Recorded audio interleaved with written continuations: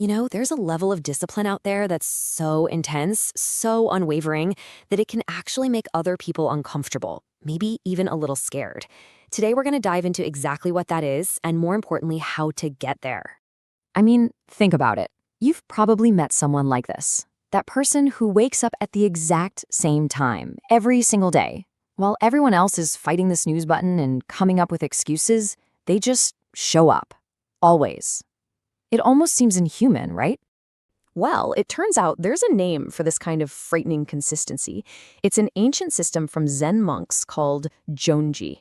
It basically means continuous practice without any gaps. And once you understand how it works, you realize it's not about having more willpower than everyone else. Nope. It's about something much, much deeper. So let's start with a story that shows just how powerful this can be.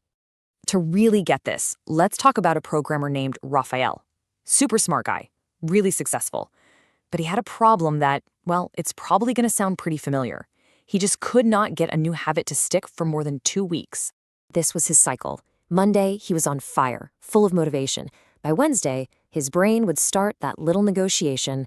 You're tired, 1 day off won't hurt. And by Friday, total surrender, back to square one. Sound familiar? He tried all the tricks, apps, rewards, accountability partners, but nothing worked because he was fighting a battle against the very architecture of his own brain. And then he stumbled upon the first secret of the Zen monks, and it completely flipped his entire strategy on its head. He learned it wasn't about trying harder, it was about changing the very nature of the commitment itself. This really gets to the core of why our private promises to ourselves almost always fail. You see, your brain basically has 2 different boxes for commitments. The first box is for reversible promises, all the things we tell ourselves we're going to do. This is where the negotiation happens and where failure lives. But the second box is for irreversible commitments. When you make a behavior public, your primitive brain interprets failure as a real survival threat.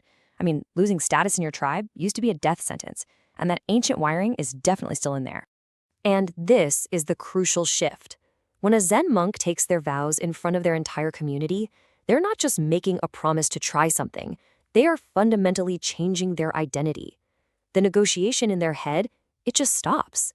It's no longer a choice. So that's exactly what Raphael did. He wrote down his goal, meditate 20 minutes every single day at 5 a.m. for 90 days. He signed it, and he posted it online for everyone he knew to see. His friends thought he was being a little dramatic. Perfect. Every single person he knew instantly became fuel. The thought of having to admit failure to all of them became way more painful than the simple act of getting out of bed. But the social pressure alone wasn't going to be enough. He still faced a war every single morning. His body didn't care about his reputation, it just wanted to sleep. And this is where he discovered the monk's second principle. Think about how much mental energy we waste every day just deciding when we're going to do something. The monks, they eliminate this decision completely. At Aiheiji Temple, a bell rings at 3:30 a.m. It has rung at that exact time every day since the year 1200. The monks just get up. The question of when simply doesn't exist. So Raphael locked his ritual in. Same time, same actions, same exact order. Wake up at 5 a.m., do 20 push-ups, meditate for 10 minutes, read for 10 minutes. You might think that variety keeps things interesting, but when it comes to consistency, variety is the enemy. It's a killer. Every small decision, like, should I do push-ups or burpees today, is a tiny crack where your old self can leak back in. And this idea of a rigid, unchanging ritual, it's not just ancient monk wisdom, it's straight-up neuroscience. Research from MIT shows that when you repeat an action in the same context for about 66 days, a part of your brain called the basal ganglia just takes over. The behavior becomes automatic. You stop deciding to do it, you're simply doing it. Okay, so we've got the public vow and we've got the unchanging ritual. But now we face the biggest challenge of all. What happens when life gets in the way? Sickness, travel, unexpected guests. The real consistency killers. It's that all or nothing lie we tell ourselves, right? If I can't do my full routine perfectly, I might as well do nothing. I'm telling you, that single thought has killed more consistency than laziness ever could. It creates gaps, and Gyoji is all about having no gaps. A gap is just an open invitation for your old self to crawl right back in. Now, this doesn't mean you can't rest. Elite athletes have rest days, but a rest day is a planned, strategic part of the system. It's still progress. Skipping because you just don't feel like it, that's not rest, that's a retreat.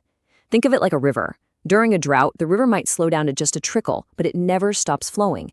The moment it stops, it's not a river anymore. Your practice has to be exactly the same.